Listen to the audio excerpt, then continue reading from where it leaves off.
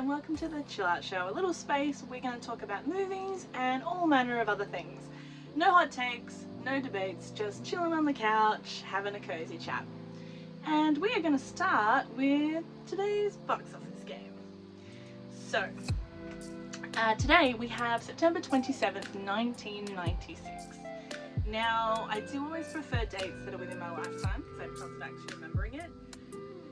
Early to mid-90s can be a bit touch and go because I was a child. So in September 27th, 1996, I am 8 years old. The fact that it's September though means that it's possible there's a few, I mean it's late, it's not summer, but, and we probably don't have any holdovers from summer in here, but look, you never know. We're just gonna see how we go. There might be some prestige Oscar players around this time, maybe. Let's just dive in and see. So at number one, we have a Paramount picture in its second week of release. It's only dropped 19% from week 1 to week 2, and its tagline is "Don't get mad, get everything." This movie, unless I am mistaken, is The First Wives Club. Excellent, fantastic movie. I feel like I'm in my zone. A line that is said in the film by I'm pretty sure Ivanka Trump, a Trump wife. Anyway, I might be getting that name wrong, but yeah, that's who says that line in the film. That movie is fun, and it's, I think, a surprising hit. Oh, great, good start, everybody. All right, number 2 at the box office. We have a Columbia picture in its first week, making only $7 million, but it is 1996. The tagline is "Not all surgery is intended to cure." That's creepy. We are at the end of September, so we could... Hugh Grant? And Gene Hackman.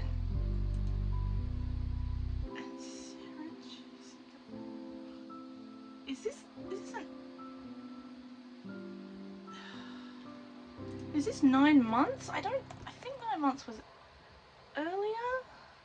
No, it's not.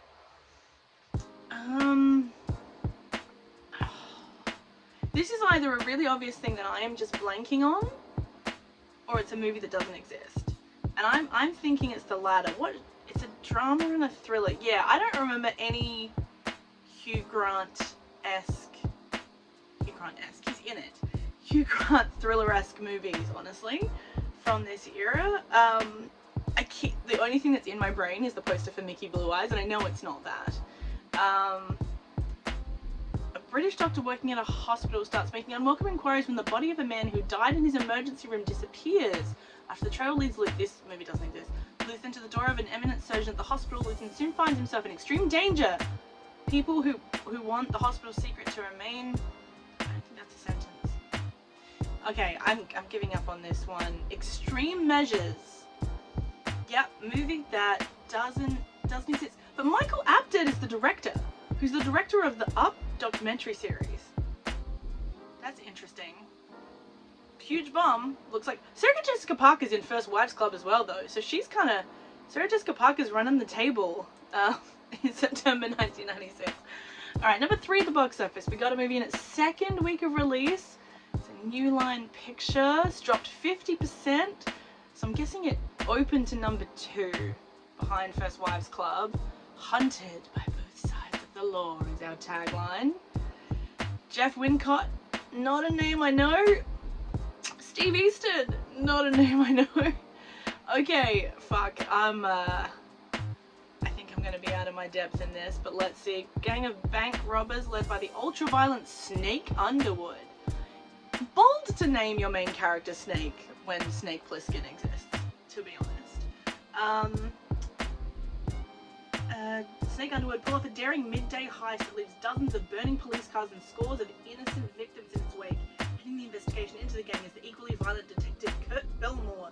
Going by the book just isn't gonna be enough.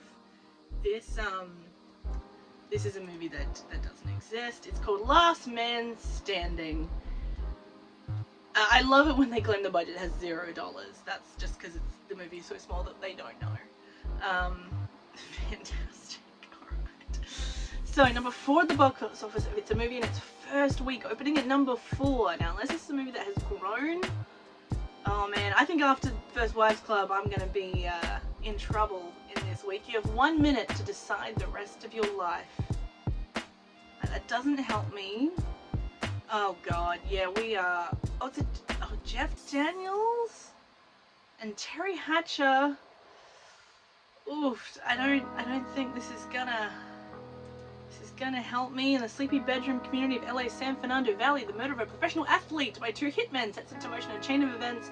I feel like all of these descriptions are almost identical, even though they're not. That puts the mundane lives of a dozen residents on a collision course. This clever tale tells the story of 2 hitmen, a mistress, a nurse, a vindictive ex-wife, a wealthy art dealer, his lovelorn assistant, a suicidal writer and his dog, and a bitter cop and his partner. This movie's doing too much. This movie is doing too much. Okay, yeah, well, I have no idea what this is. 2 Days in the Valley. Yep. Nope. Alright, so, and at number 5, I said this might have been Oscar players. Turns out no. Alright, so what do we got? Our tagline is, to achieve the incredible, you have to attempt the impossible. This seems like this might be a family kind of movie, which might, late-year-old me might have seen, but we'll see. Actor number 1. Oh, you know what? I think I know what this is, and I'm gonna have a crack before I get any more details. I think this is Fly Away Home. Alright, you know what? 2 out of 5 ain't bad. And I was 100% right. So when I saw to achieve the impossible, you have to attempt to achieve the incredible. You have to attempt the impossible. As soon as I saw that tagline, Fly Away Home was the movie that instantly went to my brain when I said, I think this sounds like a family picture. This sounds like a little inspirational, probably based on a true story thing, where some kids do some stuff. And as soon as I saw Jeff Daniels, I knew I was 100% correct. I'm glad we're ending on a win. So again, Jeff Daniels, I'm not gonna say running the table. And this movie was a disappointment, but I 100% saw this movie. I don't even need to read the plot, and I knew actor 2 would say Anna Paquin. Anna Paquin is a girl, her mum's dead, and she goes to live with her dad, who of course is, and I remember the first, I don't know if it was the first line of the trailer, but I had this really vivid image of like Jeff Daniels over like an anvil or something, and the narrator voice going, he was a dreamer. And then she discovers, yeah, this nest of goose eggs, they've been abandoned, and so they're gonna train these geese to fly home. And I think this was based on a true story, like, or to fly south for the winter or something. So I had the novelization of this, 100%. I may have even read it. I know that I owned it. Okay, so we ended on 2 movies I loved in the 90s and 3 that don't exist. So we have Fly Away Home, 2 Days in the Valley, Last Man Standing, Extreme Measures, and The First Wives Club. So yeah, a little hit and miss there on September 27th, 1996. But I will take those couple of wins that I had. Alright, now we are turning to Cinematrix. Now, I mentioned before, sometimes I do have a sneaky peek at this, not so I can cheat, but just so I know I've heard of everyone that is in the list. So, and I checked this and went, yeah, we got this. Doesn't mean I'm going to do well. I can see this is probably a Marvel-themed Cinematrix. Thunderbolts is coming out this weekend. It would have been out for a couple of weeks by the time you see this. Because we got Sebastian Stan and Chris Evans, we got Florence Pugh or Scarlett Johansson, we got Julia Louis-Dreyfus and Samuel L. Jackson. And so my assumption here is like, it's kind of like the pairings of different Marvel Cinematic, they're passing the torch a little bit of the Marvel Cinematic Universe. So, I mean, right off the bat, obviously, then we've got the whole Marvel Cinematic Universe in our backlog, but let's try and think outside that box. So, double letters in the title. For Sebastian Stan or Chris Evans, my brain is flittering around a little bit. You know what? I'm going to jump to 2-word title though. This might be too obvious for Chris Evans, but I'm gonna go with Knives Out just because I love it. 26%. Ooh, that's not great. Oh well, don't care.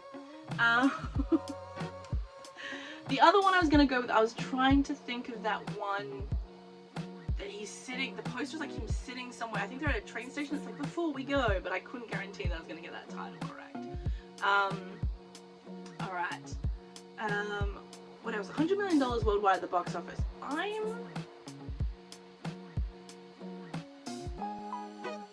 think it must have.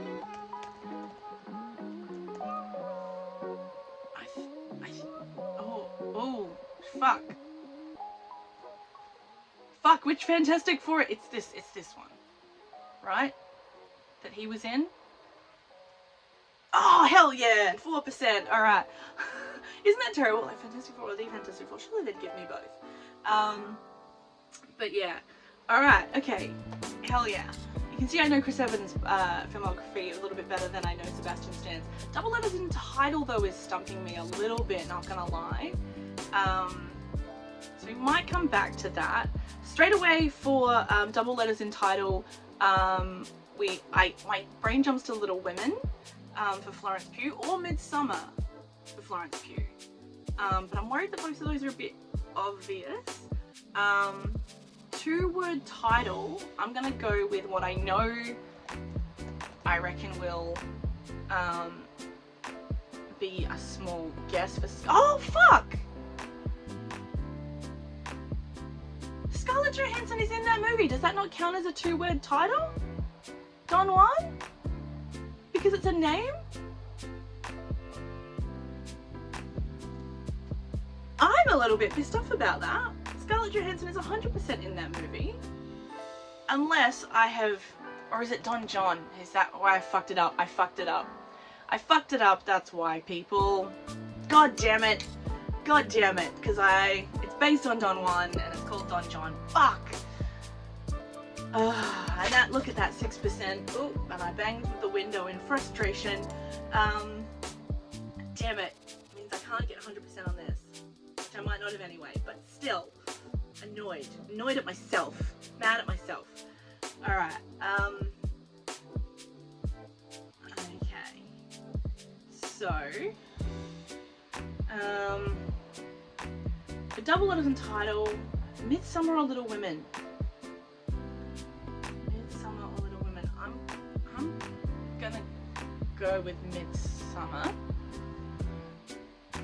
Ah, damn it. Damn it. That's alright. It's alright. It's alright.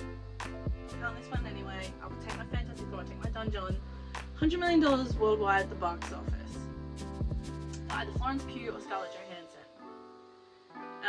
I mean, yeah, again, the obvious ones are the, you know, the big hits. Do I go? Little Women would have made that much. I'm pretty sure. Do I go with something more obscure? Or do I not risk it at this point in the game? Would Lost in Translation have made $100 million? I mean, that was a big movie, but I don't know. That was a while ago. Damn it. I'm gonna go with Little Women. 6%! Heck yeah! We're back in the game. Alrighty. Hell yeah. I think people wouldn't have realized what a big hit that was. Huge hit. Love that movie. About to watch it with my class in a couple of weeks with one of my English classes, and I'm a bit worried I'm going to cry quite a lot in front of them, but we will see. Alright, so, bottom row. Now, Julia Louis-Dreyfus, not a big film career. So she's probably not going to be the one I'm going to go with, because the main film that I know is... Oh, now I actually can't remember the title. She was in a film fairly recently that I actually wanted to see. But I can't remember even what it's called, so that is no help. So let's focus on Sam Jack. Double Letters in Title, two-word title, $100 million worldwide, box office.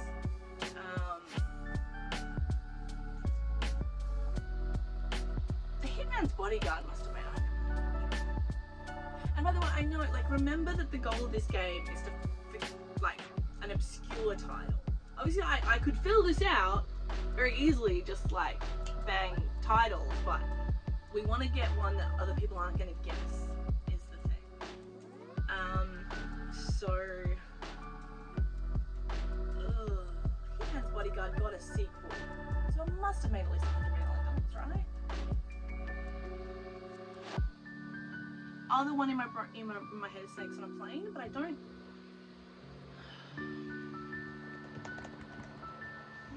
I might regret this. Hitman's Bodyguard. Did you make $100 million? Yes, you did. 1%.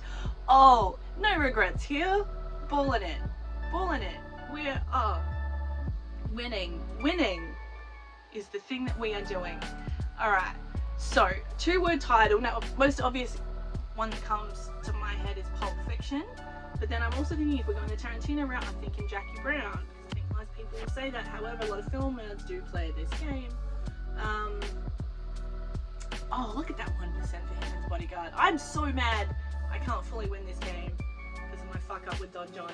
And of all movies, I like that movie more than the average person, but of all the movies to fuck me over. Alright. So the double letters in title one is trickier than you think it's going to be. So we could 2-word title for Samuel Jackson. We could go Pulp Fiction, could go Jackie Brown, could go Django Unchained, could, you know, a bunch of Tarantino's. Trying to think of other just Sam Jack movies, other double letters. I'm actually struggling to think. Does 2-word title include the? Articles such as the or a. Acronyms.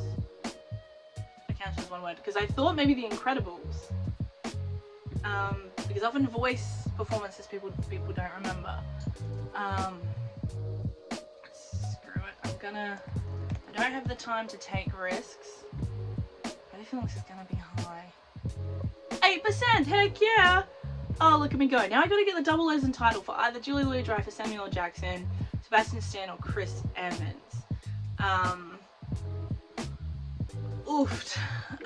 Double letters in title, I'm not gonna lie, I'm having some trouble even thinking of any for these.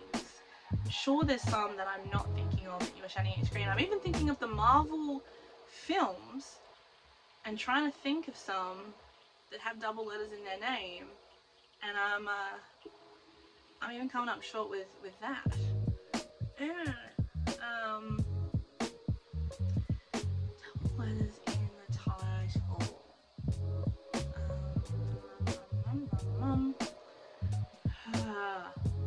This is riveting. Chris Evans is a movie that just keeps coming into my brain. I keep thinking Gifted, Snowpiercer, they don't have double letters. Scott Pilgrim vs. the World has no double letters, not another teen movie. And this is the last guess I got, so 18% of people hit that. I can keep playing. I can keep playing on this now. That's fun. I guess there just must not be many films that Chris Evans and Sebastian Stan are in with double letters. Double letters and titles. Can I think of one for Sam Jack or Julia Louis-Dreyfus? I don't know if I can. Alright, I admit, I've been sitting here for a bit and I got nothing for this, so let's just show results. I'm sure plenty of things that you are screaming. Top 68%, yeah, well, I missed one. I had some obvious ones. Oh, damn it! You hurt my feelings. That was the movie I was thinking of for Julia Louis-Dreyfus, you know. But to be fair, it was the most popular answer. Still, Knives Out, Midsommar, I had some of the most popular answers. You want to avoid the most popular ones. But it's only 15%. So what were the least popular? Alright, so interesting that Ant-Man is one of those, because yeah, there's the ones, the Marvel movies that you forget the individual ones that they're in. For sure. Alright, you know what? Not my best effort, but not my worst either. so we're okay. We can live with that. We can live with that. Alright, so we turn to my fantasy box office game. Now, I said last time that I was about to do my summer draft. That is now complete. And so let's check in with what we've got so far. I haven't started the year super strong. I'm in the red. The only film on my slate that's made any money is Presents, which made $5 million. That being said, 2025, not a whole lot of movies have been in the black and have made much money. With the exception being a Minecraft movie, which is on my friend's slate. And then the second highest grossing film of the year so far is like Dogman. So we're not in like peak film territory. It's not been a great year so far. But my first pick of the season is Lilo and Stitch, which, you know, I am feeling pretty confident about. Obviously, there's been some diminishing returns with the Disney remakes, but there's a lot of love for Lilo and Stitch. I personally think it's ridiculous to make a movie that already exists in this way, but you know what? I think there's a lot of hype around it. I think people are keen to see it, and generally speaking, summer movies aimed at kids are gonna do pretty well, unless they look like absolute garbage. So I'm looking at you if. But yeah, that was my first pick. My second pick was How to Train Your Dragon. Similar kind of thing, and no, it's very beloved. There will be some people who are like, oh, why are we making this again? We're not going to do this in principle, but it's a beloved franchise. I think it's going to do well. Pretty cool. But we'll see. We'll see on that one. I'm feeling relatively confident. We don't have a budget yet for that, so we'll see. My next pick I ummed and ahed about. I was trying to pick between 28 Years Later and Megan 2. I went with 28 Years Later based on how many views the trailers for each of those films have had. And 28 Years Later had like 1 million more. That's a little bit of a vibe check. Obviously not a huge budget. And I think there's so much love for that original franchise, and people are curious. I think we can get in the black for this one. Then my teammate chose Megan 2, which has been annoying because that obviously would have been my next choice. But I've gone with Ballerina, which is from the world of John Wick, which is, you know, interesting. The trailer has had so many views. I don't know what the cultural awareness for this film is like, but I see a universe where this film absolutely explodes. So we shall see.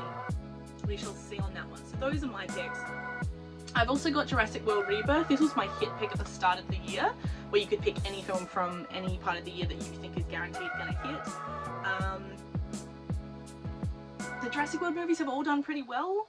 This is obviously not, I think, 100% connected to, I don't know, I lost interest in those films, but, and the budget will be big, but I think these movies tend to make $1 billion. We'll see. My alternate is The Life of Chuck, which is kind of more wishful thinking. I hope that movie does really well. That's one of the only movies coming up that I'm really keen to see. And on my friend's slate, she has put her faith in Marvel with the Fantastic Four and Thunderbolts. She then picked Megan and also Bring Her Back, which I admit I had not heard of.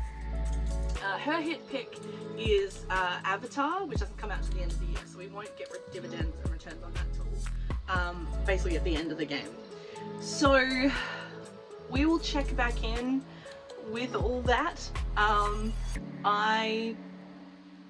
I just don't know. I don't know what it's going to look like. I feel relatively confident. And the thing I feel honestly most confident about is the fact that also part of this game you get to pick what's called a bomb pick for your partner. M's pick for me was Flight Risk, which did lose $18 million. But my bomb pick for her is F1. And this is, of course, a numbers game. And F1 cost approximately, this is an estimate at the moment, about $300 million, which means in order to break even, it needs to make $750 million. Now, I do have a little doubt in the back of my head because obviously Formula One fans all around the world are insane, and F1, the actual organization, is going to, you know, market the shit out of this movie. But I just have a feeling it's going to tank, particularly as Apple does not have a good history of marketing their films very well. They do have the support of F1 behind them, but I just don't see it making $1 billion. So yeah, I guess we shall see. Okay, so for the rest of our stream, we are going to be opening and making some MiniVerse balls. Now, I have not done one of these in a very, very long time.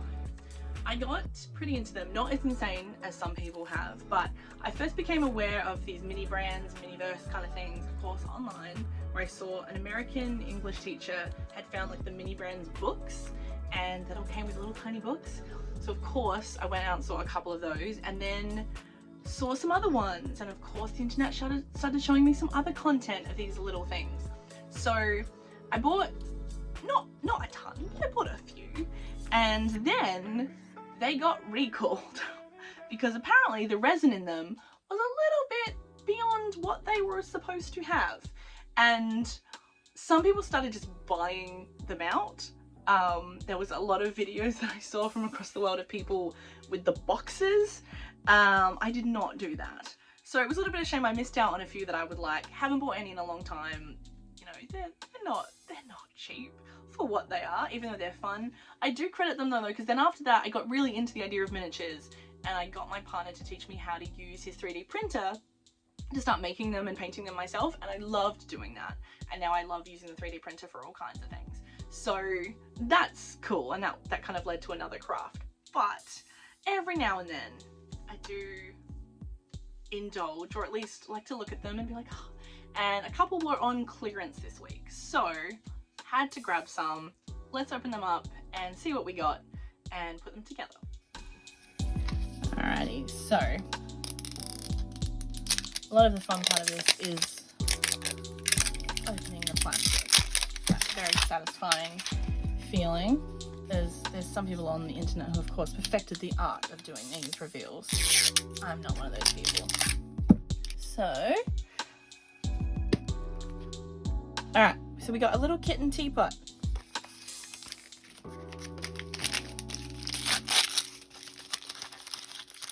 Oh, there's the teapot. There's the, what? Oh, okay. I think you've got to like, that's like a mold? Yeah, okay. And we got the little, so cute.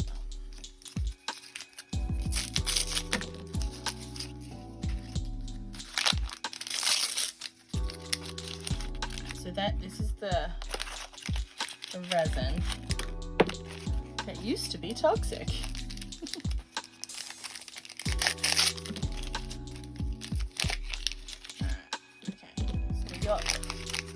We got all our bits and bobs. So yeah, so this is like a rubber mold. Alright. So I'm just opening up a few of these other things. I have this weird hunch I'm missing something. So I'm just trying to figure that out. I don't think I'm missing anything, but there's just something on the instructions that the first step is confusing to me. Which is a good sign. This is so different than the ones I've done before.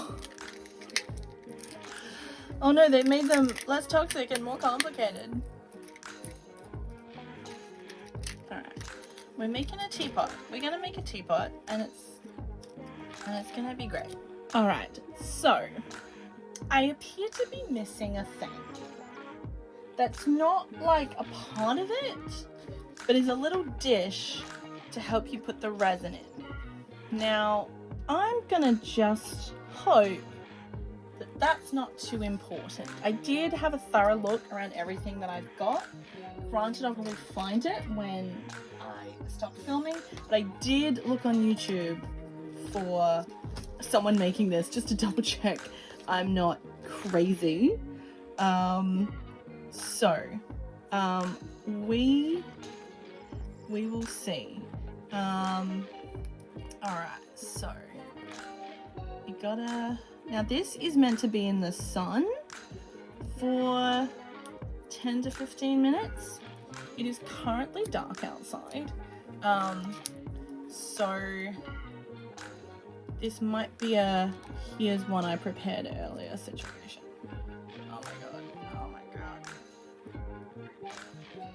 I love that it's like, that it's like the top of a thing, but that's not how you use it. Alright,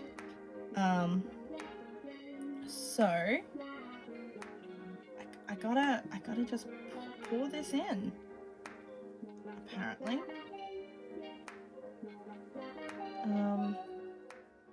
Yeah.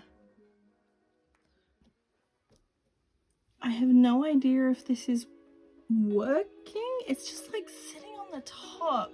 I think this is gonna be a big fucking epic fail. Oh, there's a bubble. Is a bubble good? Bubble means it's probably like going in there, right? I wish this had a color to it. In the instructions, it's yellow. But in real life, it's just clear. Oh, mama. Okay, I think this is working. I think I just gotta be patient. Yeah, this for real is like this is gonna take some time. This feels like so easy to fuck up. Not gonna lie. But it is slowly working. So basically this is a mold. Kind of. Well, it's gonna be the actual thing, but we're gonna put another like basically like a little tea cozy over it. If this works and this like dries really nicely, this is gonna be sick. But at this point, I honestly feel like that's a pretty big if. But we're getting there. It's funny when the bubbles form and then they pop. Alright. I got a pretty big air bubble on this side. I'd like to fill in with resin, please. But I'm running out. Come on, fill in. Are you filling in? Yes, we are filling in.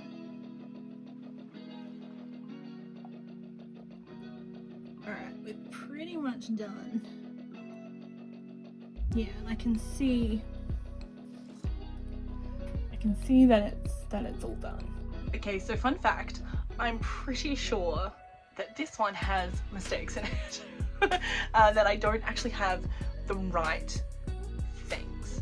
Particularly the resin. The resin's meant to be orange, and this came with just clear epoxy resin and a little container of pearl dust, and there was nothing in the instructions about that. Every video I've watched of people making this does not have that. So I think I can make the best of it. It's just not going to turn out the way it's supposed to. But let's open the other one, shall we? All right, so hopefully we'll have a bit more success. These are the things that are in the set. So a lot of little teapots and little candles and things. Hopefully we have the right bits. It'd be funny if the next one is the same. I'm wondering if this is why they were on clearance. No matter, we power through. We have a lip is the opening. There we go. All right.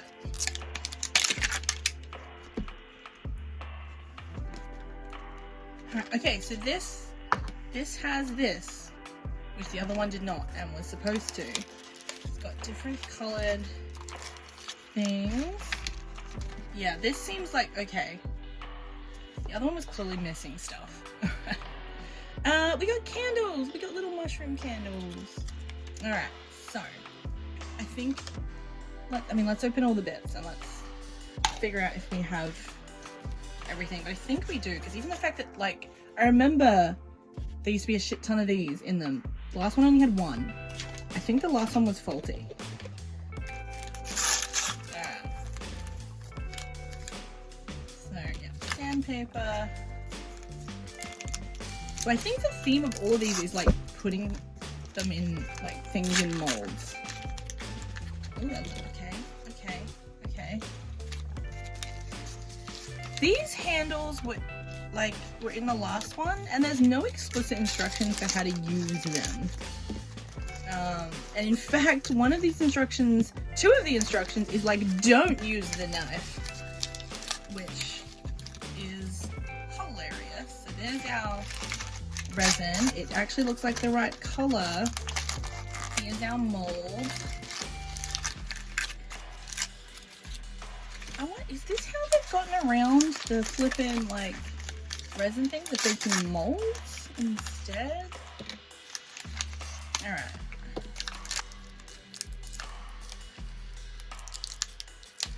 Oh my god.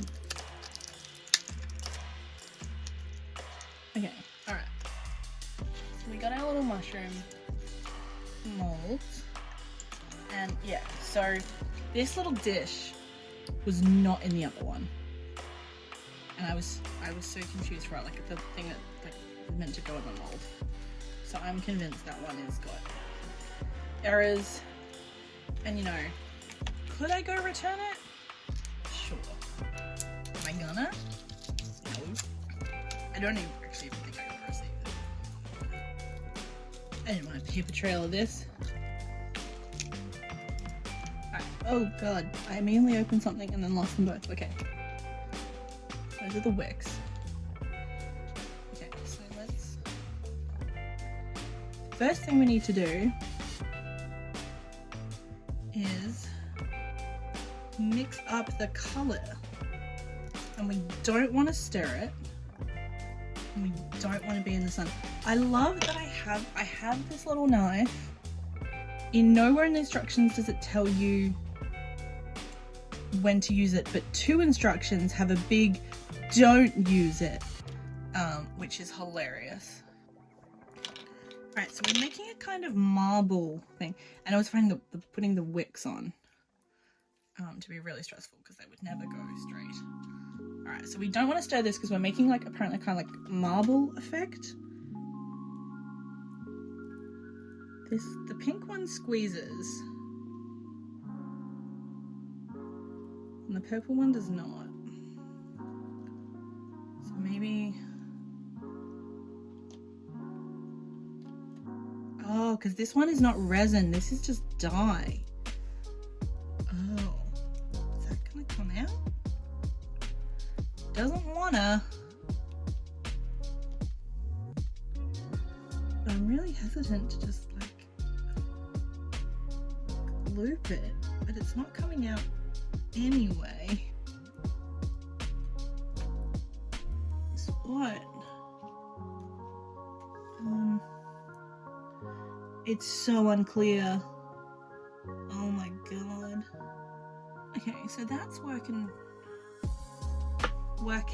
a treat. Maybe I'll try and put this cap on that one. Ah, here we go.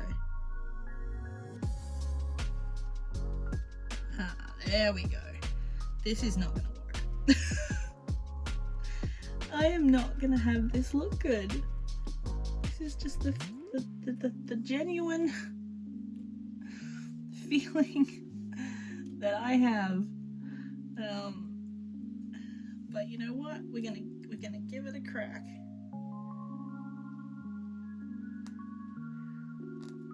Because it's meant to be like all marbly. I guess I'm meant to be doing them at the same time, but that seems like, I know I have two hands, but like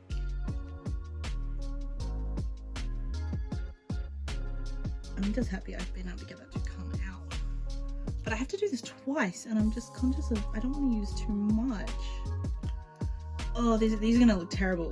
This is my prediction now. I just don't feel like I have enough of this shit.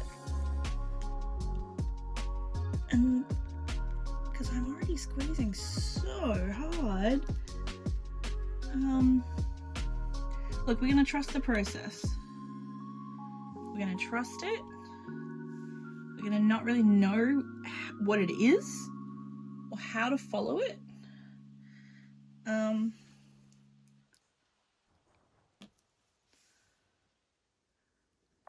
air bubble.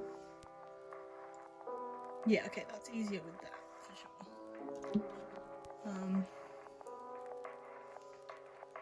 Put a bit more of this sapphire dye in. I cannot tell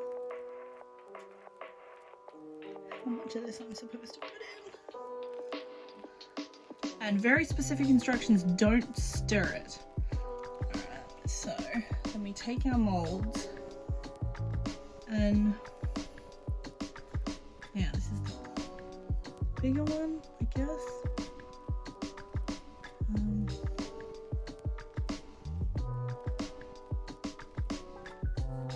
I did not put enough of the blue dye in this one.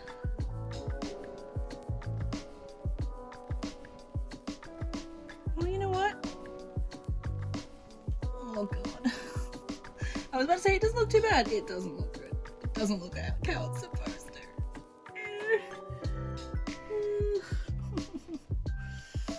Okay. Okay, I can't, I get it. I get it now. I should have watched a video. But, you know what? I almost said YOLO then. Why was that what came into my head?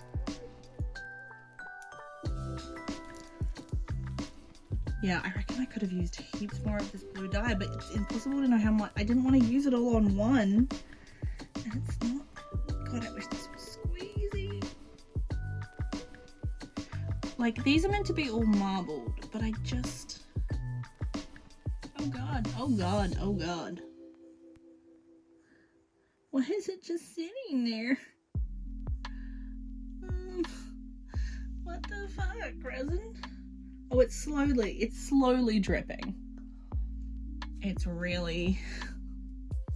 I think... Oh god.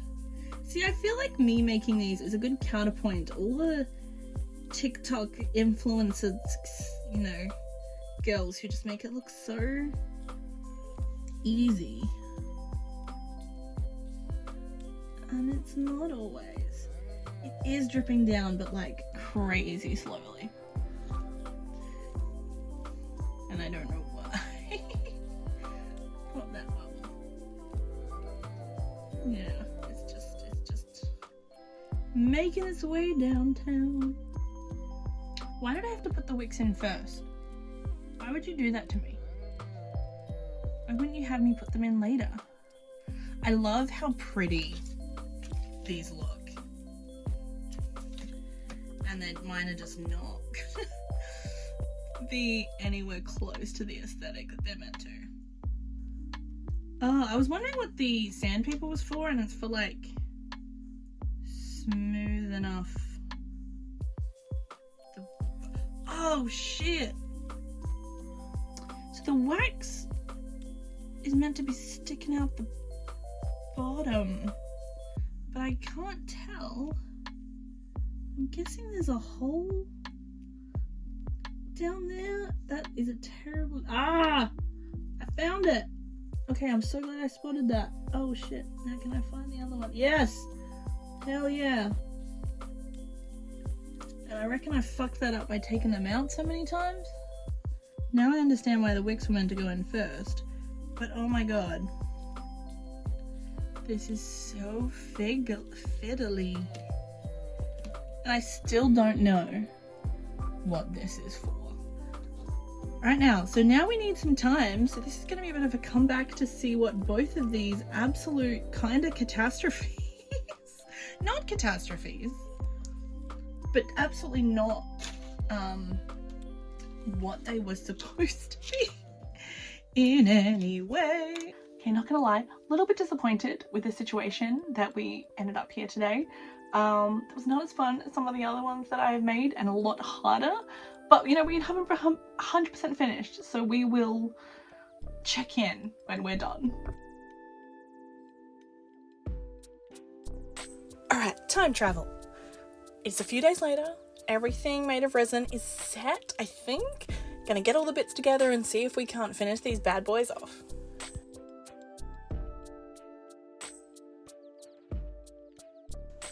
Alright, let's start with our candles. Whose wicks I already know are gonna be a little bit messed up.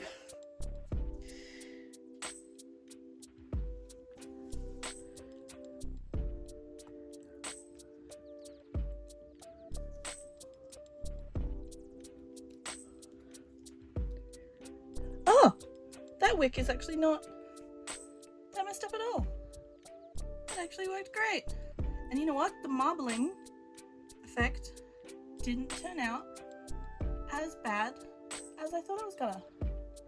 Let's get the other one.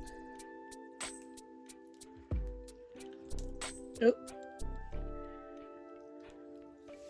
Alright, so the other one's wick is a little bit pink, and the marbling on this is not perfect, but it's not too bad. Alright, so I gotta cut the wicks off at the bottom, and then just sandpaper them off, and then we're done.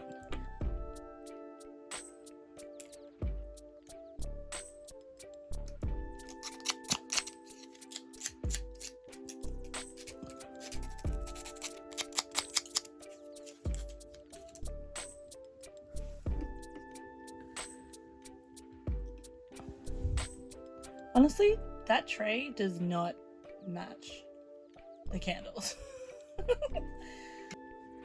Alright, now we move on to this little teapot. Reiterating that it is meant to be orange, and it is not, through no fault of my own. Alright, so it is definitely set. And we're going to get it out of this rubber mold.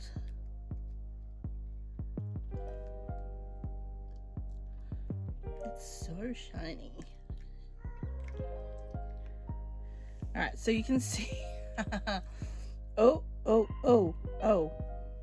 Okay, so the inside of that was still wet, which means I've had to just put it out in the sun for a little bit. But there's other things we can prep, including this little cat face, which I have stickers for. Now, I'm actually unsure if I put, because there's a winky face and a smiley face. I'm not sure if I do both of them. So it's I think that's what I do. But there's a lot of pressure, honestly, to get these stripes correct. You'd think I'd be comfortable with decals because I do a lot of Lego. But they always freak me out.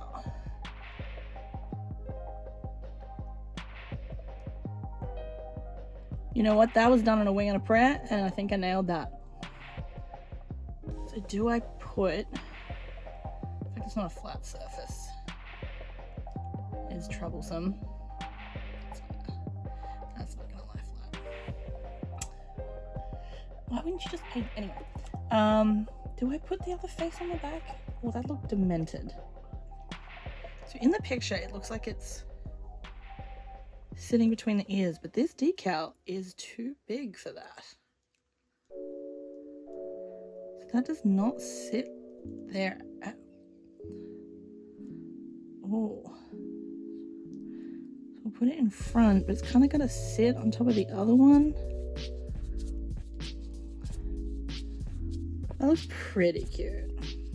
And it's not an actual cat, right? Like, it's a cat teapot, so...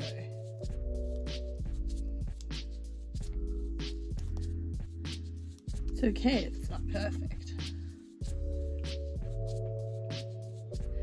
Yeah, I don't think it's gonna work putting the other face on the back. Maybe it will. I don't know. And the back looks really empty.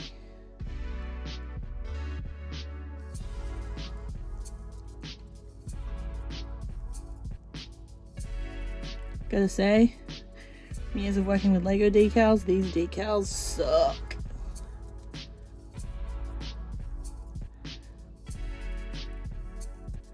I've done alright with that. I don't think I'm going to put the other face on the back. I think that's going to look weird. And yes, you might notice there's some dust all over my hands. This is this stuff this pearl dust that was not meant to come in this kit that I thought maybe would do something to the clear resin that was clearly meant to be orange, and instead it's just made it look a bit dumb because I haven't done it properly, because I had no instructions how to do it properly, because I wasn't actually supposed to use it for this thing. So yeah, and it's all over my hands. So honestly, apart from the dust disaster, which I really wish I hadn't done, because just this looking kind of beautiful and clear would have looked really nice, but this actually turned out crazy well. Alright, so supposedly I'm meant to put the resin kind of in there to help attach these.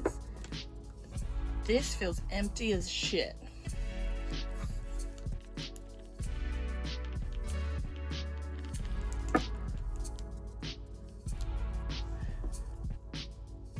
Alright, so we have just ordinary Elmer's glue. I don't know if this is going to work at all.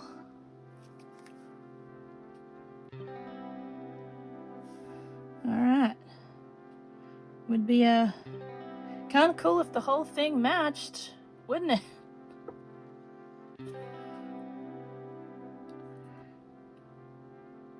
I mean, it still looks cute, but yeah, it would be great. I really need to just put the tea cozy.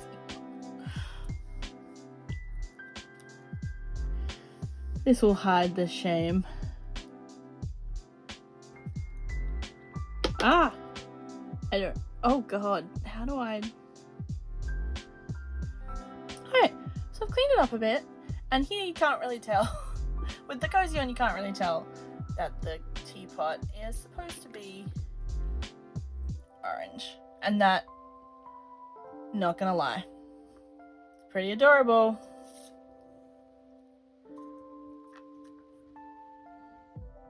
So there you have it, folks. Took us a few days, but we got there. I might do some of these again, hopefully with a bit more success and less mistakes and less errors on the manufacturer's part. But thank you for hanging out with me. Till we meet again.